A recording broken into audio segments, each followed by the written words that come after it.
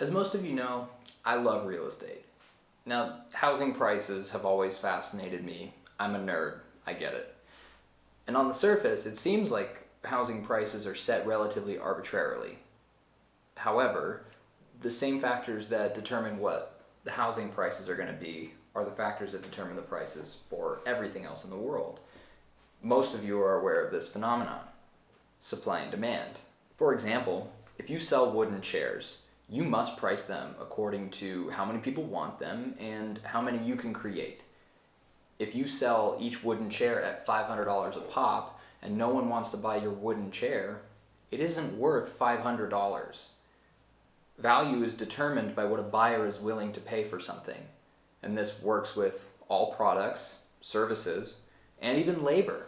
But if you price each chair at $15 and the demand constantly outweighs your ability to make these chairs, you've got a line of people out the door and they keep getting bought the moment that one is finished, you can increase the price as buyers have determined that your chairs are worth more than the $15 it takes to get one.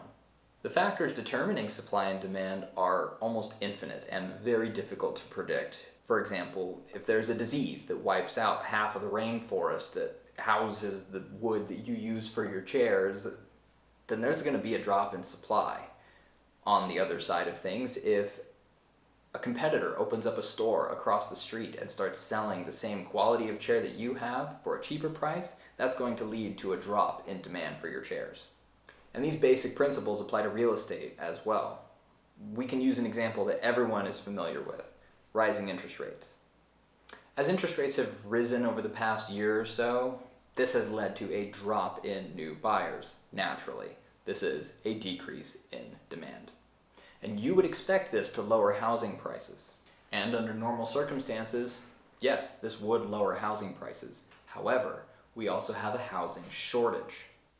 Now here's a couple of reasons why that is. Almost 40% of homes in the United States have no mortgage. They are owned outright by the owners. Over 80% of the mortgaged homes in the United States have an interest rate under 5%. 60% have rates under 4%. This means that if sellers want to move, they're going to have to increase their monthly payment or take on a monthly payment just to get the same quality of home in today's market. This, coupled with the lack of new construction homes being built to keep up with the demand for those, which is a whole other topic for another video, has led to a shortage in supply as well as demand. So let's get to the topic of the video. How do we predict home prices? Well, by looking at the events and factors that affect supply and demand of housing. And this can be very tricky and kind of dangerous to do sometimes. No one has a crystal ball, and predicting what can happen in the future is always a gamble. Plenty of economists with large fancy degrees had this brilliant idea, and they thought that they knew what was going to happen over the next 5 years back in 2018. Nobody could have predicted COVID, and we're still seeing aftermath of that. Just like nobody knows when the next big war is going to happen, or if a new strain of bacteria is going to wipe out all the fresh fruit on the planet. Nobody has any idea what's going to happen. The best we can do is work with the information that we have now and hope that there are no black swan events that throw everything off track.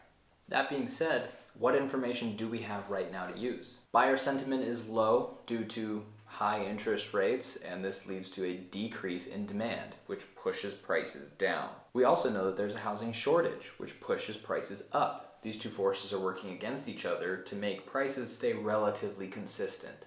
Now, the Federal Reserve has publicly stated that they intend to lower interest rates throughout this year. What would that do to these two factors?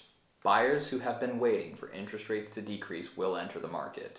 Some sellers will be spurred to sell, those that have been waiting for interest rates to drop to make the move more manageable for them. But at the end of the day, if demand goes up by interest rates dropping, and supply doesn't also go up by the same amount, then prices will increase. Everyone remembers what happened during COVID.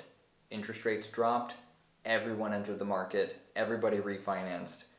It was a madhouse. But right now, sellers are still willing to give those concessions, pay for your closing costs, buy down your interest rate. But structuring your own scenario is a whole topic for another video and something that I do personally with each client. When interest rates drop this year, prices will go up. As I've always said, and how I coach all of my clients, is you should buy when you're comfortable with the monthly payments, regardless of what the market is doing. As long as you intend to own the property for at least 5 years, whether you're living in it yourself or renting it out doesn't matter, as long as you intend to own it for about 5 years.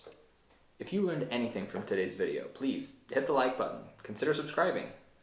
If you have opinions on the real estate market or suggestions for other videos, leave those in the comments and I'll read them and respond to you guys. If you have deeper questions about purchasing real estate, whether it's in the state of Idaho or elsewhere in the US, you can contact me directly using my website link in the description. I have personal consultations with people every single week for free, and I can answer the questions that pertain to your specific scenario. Anyways, see you guys next time.